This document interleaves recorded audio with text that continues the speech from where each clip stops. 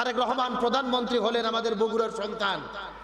সর্বপ্রথম তিনি যখন জাতির উদ্দেশ্যে ভাষণ দিয়েছেন, তার মাথার উপরে একেবারে পবিত্র কালেমা লিখে রেখেছেন, লা ইলাহা ইল্লাল্লাহু মুহাম্মাদুর রাসূলুল্লাহ। আলহামদুলিল্লাহ বলেন। আমরা এর আগে দেখেছি হাসিনা যখন ভাষণ দিতেন, তার মাথার উপরে শেখ হাসিনার ছবি থাকতো আর বঙ্গবন্ধুর ছবি থাকতেন, কিন্তু তারেক রহমান তার মাথার উপরে মুসলমান হিসেবে পুরো কালেমা সুন্দর করে খচিত করে রেখে তার নিচে বক্তব্য দিয়েছেন। নিঃসন্দেহে এটা ভালো কাজ তিনি করেছেন। তিনি দেশে ফিরেই বলেছিলেন যে আমি যদি ক্ষমতায় যাই মহানবীর আদর্শে দেশ চালাবো। সুতরাং তারেক রহমানের প্রতি আমাদের দাবি থাকবে, আপনি বগুড়ার ছেলে, আপনি প্রধানমন্ত্রী হয়েছেন, দেশ চালান। তবে আপনি যেহেতু ঘোষণা দিয়েছেন মহানবীর আদর্শ আমি দেশ চালাবো ক্ষমতায় গেলে, আপনার কথা মতো আপনার দায়িত্ব ওই মহানবীর আদর্শ যেন জমিনে বাস্তবায়ন হয়, এই দায়িত্ব আপনার নেওয়া দরকার। কথা বলেন না কেন? উনি নিজেই ঘোষণা দিয়েছেন দেশে ফিরে যে আমরা যদি ক্ষমতায় যাই মহানবীর আদর্শ বাস্তবায়ন করব। তাহলে মহানবীর আদর্শ মানে সংবিধান কি? কথা বলেন না কেন? রাসূল মদিনায় রাষ্ট্র গঠন করেছেন, কোরআন ছিল সংবিধান, আর রাসূলের আদর্শে রাসূল মদিনা নামক রাষ্ট্র গঠন করলেন। সুতরাং আপনি যদি মহানবীর আদর্শ বাস্তবায়ন করতে চান, কোরআন সুন্নাহর আদর্শ এই জমিনে বাস্তবায়ন করতে হবে। আর আপনার প্রতি 2 নম্বর দাবি, আপনার বাবা ছিলেন শহীদ প্রেসিডেন্ট জিয়াউর রহমান, মা ছিলেন বেগম খালেদা জিয়া। আপনার মতো সৌভাগ্যবান বাংলাদেশ আর কেউ নাই, যার বাবাও প্রেসিডেন্ট মাও প্রেসিডেন্ট, কিন্তু বাবা মার আদর্শে আপনাকে উজ্জীবিত থাকতে হবে। আমরা দেখেছি শহীদ প্রেসিডেন্ট জিয়াউর রহমান জীবন দিয়ে শহীদ হয়েছেন, কিন্তু ভারতের কাছে মাথা নত করে। আবার খালেদা জিয়া জেলে বন্দী হয়েছে, কষ্ট ভোগ করেছে, আপোষহীন দেশনেত্রী, কিন্তু ভারতের কাছে মাথা নত করেনি। সুতরাং আপনি খালেদা জিয়ার ছেলে হিসেবে, শহীদ প্রেসিডেন্ট জিয়াউর রহমানের সন্তান হিসেবে আপনাকেও ঘোষণা করতে হবে আমরা মাথা উঁচু করে দাঁড়াবো, ভারতের কাছে মাথা নত করব না। কথা বলেন না কেন? এই যে 2400 ছাত্র জীবন দিয়ে দেশ স্বাধীন করলেন, জুলাই অভ্যুত্থান করলেন, যেই ভারত বাংলাদেশে ফ্যাসিস্ট টিকিয়ে রেখেছিল, হাসিনাকে টিকিয়ে রেখেছিল, ওই ভারতের আধিপত্য বাংলাদেশে আবারও প্রতিষ্ঠিত হোক, এটাকে আমরা চাই। শহীদ শরীফ ওসমান হাদি দিলেন, জীবন দিলেন, শহীদ হলেন ভারতের বিরুদ্ধে কথা বলার কারণে। আবার ওই ভারতের দালালি যারা করবে, ওই সমস্ত দালালদেরকে আমরা দেখতে চাই না। কথা বলেন ঠিক কিনা? আমরা চাই আমরা স্বাধীন, আমরা মাথা উঁচু করে দাঁড়াবো, দুনিয়ার সমস্ত দেশের সঙ্গে আমাদের সম্পর্ক ভালো থাকবে, তবে কাউকে প্রভু বানাবো না, কাউকে রব বানাবো না, কারু তাবেদারি করব না। আমরা স্বাধীন হিসেবে বাঁচতে চাই। আল্লাহ তাআলা আমাদের তৌফিক দান করুক, সকলে বলেন আমিন। তাহলে বুঝাতে চাচ্ছিলাম দুনিয়ার ক্ষমতা আজ আছে কিন্তু কাল নাই, সর্বময় ক্ষমতার একজন মালিক, তিনি কে? আরো জোরে বলেন। সুতরাং ওই আল্লাহর ক্ষমতা আমরা মানি কি মানি না? অনেকেই কিন্তু বলে যে সর্বময় ক্ষমতার মালিক হলো জনগণ। নাউজুবিল্লাহ বলেন। আচ্ছা বলেন তো, জনগণের কি কোনো ক্ষমতা আছে? ক্ষমতার মালিক কে? আপনি এমনও মানুষ, আপনার যদি পাতলা পায়খানা হয়, 3 বার পায়খানা হওয়ার পরে এমনও লোক আছে বোক বলে মা বলে আর সন্তানক বলে ভাই বলে, মাথা ঠিক থাকে না। কথা কন না গে? 3 বার পাতলা পায়খানা করলে যাদের অবস্থা ঠিক থাকে না, তারা কি ক্ষমতার মালিক হতে পারে? ক্ষমতার মালিক কে? একটু সবাই চিৎকার করে বলেন, সর্বময় ক্ষমতার মালিক কে? আল্লাহ ছাড়া কারু ক্ষমতা মানা যাবে? আল্লাহর ক্ষমতা মানতে হবে। আসুন, আল্লাহ তাআলা আমাদের তৌফিক দান করলেন। 1 বছর পরে আবার পবিত্র রমজান মাস আমাদেরকে দান করলেন। রমজান মাসে রোজাকে ফরজ করে দিয়েছেন কে? আর ধরে বলেন। আমার আল্লাহ সুবহানাহু ওয়া তাআলা পবিত্র কোরআনুল কারীমের সূরা আল বাকারার 183 নম্বর আয়াতের মাধ্যমে আল্লাহ তাআলা আমাদের প্রতি রমজান মাসের রোজাকে ফরজ করে দিলেন।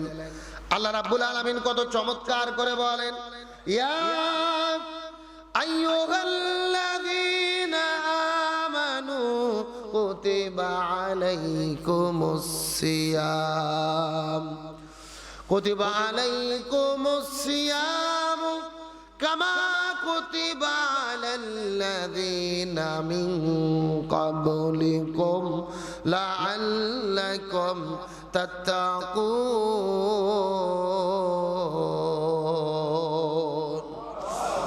আল্লাহ রাব্বুল আলামিন বলে, ইয়া আইয়ুহাল্লাযীনা আমানু, হে ঈমানদারেরা, দুনিয়ার মধ্যে তোমরা যারা ঈমান গ্রহণ করেছো, আল্লাহ তাআলা সর্বপ্রথম ডাক দিলেন ঈমানদারদেরকে। চিৎকার করে বলতে হবে কাদেরকে? আরো জোরে বলেন। আল্লাহ তাআলা বললেন, ইয়া আইয়ুহাল্লাযীনা আমানু, তোমরা যারা দুনিয়ার মধ্যে ঈমান এনেছো, কুতিবা আলাইকুমুস সিয়াম, আমি তোমাদের জন্য ফরজ করে দিলাম। কুতিবা শব্দের অর্থ হলেন লিখে দেওয়া, বাধ্যতামূলক করে দেওয়া। আল্লাহ রাব্বুল আলামিন বলেন, কুতিবা কাতাবা থেকে এসেছেন, আমি তোমাদের লিখিত করে দিলাম, বাধ্যতামূলক করে দিলাম, ফরজ করে দিলাম। কুতিবা আলাইকুমুস সিয়াম, রমজান মাসের রোজা পালন করা কি কামা কুতিবা আলাল্লাযীনা মিন ক্বাবলিকুম, শুধু তোমাদের জন্য ফরজ করে নাই, এই রোজা পূর্ববর্তী দুনিয়ার ভেতরে যত নবী রাসূল আগমন করেছিল তাদের উপরেও আমি আল্লাহ তাআলা ফরজ করে দিয়েছিলাম, লাআল্লাকুম তাত্তাকুন, যাতে করে তোমরা মুত্তাকি হতে পারো। যারা বলেন না সুবহানাল্লাহ। আল্লাহ তাআলা আমাদের জন্য রোজাকে ফরজ করে দিলেন। আল্লাহ বললেন শুধু তোমাদের জন্য নয়, ইতিপূর্বে দুনিয়াতে যত নবী রাসূল এসেছেন আমি তাদের উপরে রমজান মাসের রোজা ফরজ করে দিয়েছিলাম। তবে এখানে তাফসীরের মধ্যে এসেছেন সবার উপরে যে এক মাস রমজান মাসের রোজা ফরজ ছিল এমনটি পাওয়া যায় না। কোন নবী রাসূলের জামানায় রোজা ফরজ ছিল 10 দিন, কোন নবী রাসূলের জামানায় ছিল 15 দিন, আবার কোন নবী রাসূলের জামানায় ছিল 5 দিন, আবার কোন নবী রাসূলের জামানায় 20 দিন 25 দিন। এক এক নবী রাসূলের জামানায় এক এক ভাবে আল্লাহ তাআলা এই রোজাকে ফরজ করে দিয়েছিলেন। কারণটা কি? আল্লাহ তাআলা বলেন লাআল্লাকুম তাত্তাকুন, যাতে করে তোমরা মুত্তাকি হতে পারো। জোরে বলেন, যাতে করে আমরা কি হতে পারি? মুত্তাকি হতে পারি। আল্লাহ তাআলা সর্বপ্রথম বললেন, ইয়া আইয়ুহাল্লাযীনা আমানু, হে ঈমানদারেরা। একটু জোরে বলেন তো আল্লাহ কাদেরকে ডাক দিয়েছেন? ঈমানদারদেরকে। তাহলে বোঝা গেল রোজা ফরজ কাদের উপরে? আর একটু জোরে বলেন কাদের উপরে? ঈমানদারদের উপর। যারা প্রকৃতপক্ষে ঈমানদার নয় এদের উপরে কিন্তু রোজা ফরজ নয়। এই বাংলাদেশে দেখবেন এই যে রমজান মাসে রোজা ফরজ হয়ে গেছে, শুরু হয়ে গেছে, রোজা চলতেছে বাংলাদেশে। আপনাদের খন্নার হাট বলেন আর ডুমুনপুকুর বাজার বলেন, মাঝিরে বলেন, বগুড়া বলেন, নিউ মার্কেট বলেন, হকার্স মার্কেট বলেন, যেখানে যেখানে হোটেল আছে হোটেলের চতুর্দিকে লাল কাপড় পেঁচে দেওয়া আছে। এমন ঘটনা ঘটে কি ঘটে না? আচ্ছা, লাল কাপড় পেঁচে দিয়ে ওরা কি করে নামাজ পড়তেছে? জিকির করতেছে? কি করতেছে বলেন তো? খাচ্ছে। হ্যাঁ বলেন, কি করতেছে? আচ্ছা, আপনাদের কি মনে হয় ওই লাল কাপড় পেঁচে দিয়ে ওরই মধ্যে খাইলে আল্লাহর মনে হয় চোখে পড়ে না? না, হ্যাঁ, আল্লাহ দেখতে পারে না? দেখতে পারে। তাহলে কতটা এরা নিজেদের চালাক মনে করে, চিন্তা করছেন? এরা চিন্তা করছে আমরা লাল কাপড় পেঁচে দিয়ে খাই, মানে লাল কাপড়ের মধ্যে মনে আল্লাহ তাআলা দেখবে না। আল্লাহ দেখে কি দেখে না? কত সুস্থ মানুষ, এমনও মানুষ আছে খাসির মতো শরীর, 80 কেজি 90 কেজি ওজন, অথচ রোজা থাকে না। এরকম আল্লাহর ওলি আছে না নাই? সারা বছর ভালো থাকে আর রমজান মাসে রোজা আসলে পেটত গ্যাস শুরু হয়।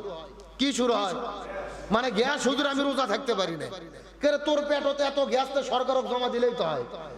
গ্যাসের যে পরিমাণ দাম, আসলে আমি এখানে তাফসীরের মধ্যে এসেছে সুস্থ থাকার পরও রোজা কেন থাকতে পারে না, তার কারণ আল্লাহ তাআলা বলছেন, ইয়া আইয়ুহাল্লাযীনা আমানু কুতিবা আলাইকুমুস সিয়াম, আল্লাহ রোজা ফরজ করছে ঈমানদারদের উপরে।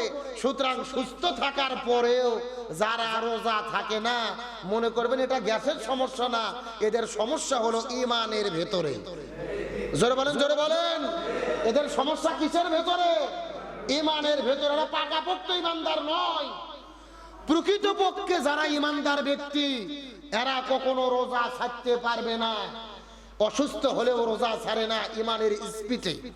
সুতরাং আল্লাহ তাআলা রোজাকে ফরজ করলেন ঈমানদারদের উপরে, যেন আমরা আল্লাহ তাআলাকে ভয় করতে পারি। এই রমজানের মাসের রোজার গুরুত্ব ফজিলত আছে না নাই? আমার বন্ধুগণ, মুসলমান ভাইরা গভীর মনোযোগ লক্ষ্য করুন। আমার নবী যে হাদিস শরীফের মধ্যে কত চমৎকার করে বলেন, মান সামা রমাদান ঈমানান ওয়া ইহতিসাবান গুফিরা লাহু মা তাকাদ্দাম মিন যানবি। রমজান মাস রোজা যখন দুনিয়ার মধ্যে আগমন করে, কোন ব্যক্তি যদি ঈমানের সাথে ইহতিসাবের সঙ্গে হিসাব করে রমজান মাসে রোজা পালন করতে পারে, আল্লাহ রাব্বুল আলামিন ওই রোজাদার ব্যক্তির জীবনের গুনাহকে আল্লাহ তাআলা মাফ করে দেবে। আমার বন্ধুগণ, মুসলমান ভাইরা গভীর মনোযোগ লক্ষ্য করুন। আমার নবী হাদিস শরীফের মধ্যে বলেন, এই দুনিয়ার মধ্যে যখন মানুষ 5 ওয়াক্ত নামাজ জামাতের সহিত আদায় করে, ফজর নামাজ জামাতের মধ্যে আদায় করলেন, আবার জোহর পড়লেন, আসর পড়লেন, মাগরিব পড়লেন, এশা পড়লেন, 5 ওয়াক্ত নামাজ যারা আদায় করে, এক নামাজের মধ্যবর্তী সময় থেকে আর এক নামাজ পর্যন্ত এর ভেতরে যত সগীরা গুনাহ হয়, এই নামাজ পড়ার জন্য আল্লাহ তাআলা গুনাহগুলোকে মাফ করে দেয়। যেই ব্যক্তি জুমার দিনে হক আদায় করে জুমার নামাজ আদায় করেন, জুমার নামাজ আদায় করেন সঠিকভাবে সুন্দরভাবে, এক জুমা থেকে আর এক জুমা, এই 7 দিনের মধ্যে যত অন্যায় হয়, অপকর্ম হয়, এই জুমার নামাজ পড়ার কারণে এই 7 দিনের গুনাহগুলোকে আল্লাহ তাআলা মাফ করে দেয়। আর যেই ব্যক্তিগুলো এই জমিনের ভেতরে আল্লাহর সন্তুষ্টি আদায় করার জন্য, শুধুমাত্র আল্লাহর হুকুম পালন করার জন্য ঈমানের সাথে ইহতিসাবের সঙ্গে রমজান মাসে রোজা পালন করবে, এক রোজা থেকে আর এক রোজা, এই 2 রোজার মধ্যে যতগুলো গুনাহ করবেন, এই পুরো বছরের ভেতরে সমস্ত সগীরা গুনাহগুলোকে আল্লাহ এই রমজান মাসে রোজা রাখার জন্য আল্লাহ তাআলা মাফ করে দেবে। এক রমজান থেকে আরেক রমজান, এক নামাজ থেকে আরেক নামাজ, এক জুমা থেকে আরেক জুমা, এর মধ্যবর্তী যত অন্যায় অপকর্ম ভুল ত্রুটি হয়ে যায়, এই রোজাটা তার গুনাহের কাফারা হয়ে যায়। সুবহানাল্লাহ বলবেন না?